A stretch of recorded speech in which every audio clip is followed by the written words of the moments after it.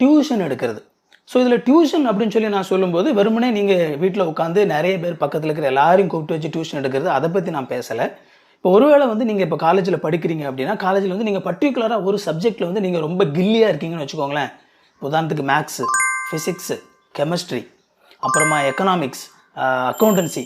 So இந்த மாதிரி ஒரு பர்டிகுலர் சப்ஜெக்ட், அந்த பர்டிகுலர் சப்ஜெக்டில் வந்து நான் கில்லிங்க எனக்கு பக்காவாக தெரியும் அப்படின்னா ஒரு காலேஜ் படிக்கிற நீங்கள் ஒரு 10th படிக்கிற ஒருத்தருக்கு, ஒரு 12th படிக்கிற ஒருத்தருக்கு வந்து உங்களால் டியூஷன் எடுக்க முடியும். 2 நாளைக்கு முன்னாடி ஒரு நண்பர்கிட்ட பேசிக்கிட்டு இருந்தேன். அவர் வந்து 10 வருஷத்துக்கு முன்னாடி மேக்ஸ் காலேஜில் படிச்சுட்டு இருந்திருக்கிறாரு.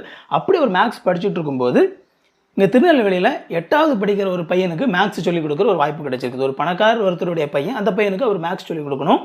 அதுக்கு அவருக்கு 10 வருஷத்துக்கு முன்னாடி அவருக்கு கிடைச்ச பணம் எவ்வளோ தெரியுமா? ஒரு மாதத்துக்கு 5000 ரூபாய். ஒரு பையனுக்கு தான் மேக்ஸ் சொல்லிக் கொடுக்கணும். ஸோ இந்த மாதிரி நீங்கள் கூட்டமாக சொல்லிக் கொடுக்கணும் அப்படிங்கிற அவசியம்லாம் கிடையாது. இப்போ எனக்கு வந்து ஒரு பையனுக்கு ஒரு மேக்ஸோ, ஒரு கெமிஸ்ட்ரியோ அல்லது ஒரு அக்கௌண்டன்சியோ அந்த பையனுக்கு சரியாக வரமாட்டேங்குது. இப்போ ஒரு வசதியான வீட்டில் உள்ள பையன், அவங்களுக்கு வந்து நீங்கள் போய் ஒரு வாரத்துக்கு 1 நாள் 2 நாள் அங்கே போய் அவங்களுக்கு தெளிவாக நீங்கள் அவங்களுடைய பாடத்தை வந்து அவங்களுக்கு நல்லா கற்றுக் கொடுத்துட்டு வர போகிறீங்க. இந்த மாதிரி நீடு இருக்கிறவங்க நிறைய பேர் இருப்பாங்க. ஐயோ என் பையன் படிக்க மாட்டேங்கிறானே, கொஞ்சம் பர்சனலாக கேர் எடுத்தால் யாராவது ஒருத்தர் வந்து சொல்லி கொடுத்தாங்கன்னா கண்டிப்பாக அவன் படித்து நல்லா வந்துடுவானே அப்படின்னு சொல்லி எதிர்பார்க்கக்கூடிய மக்கள் இருப்பாங்க.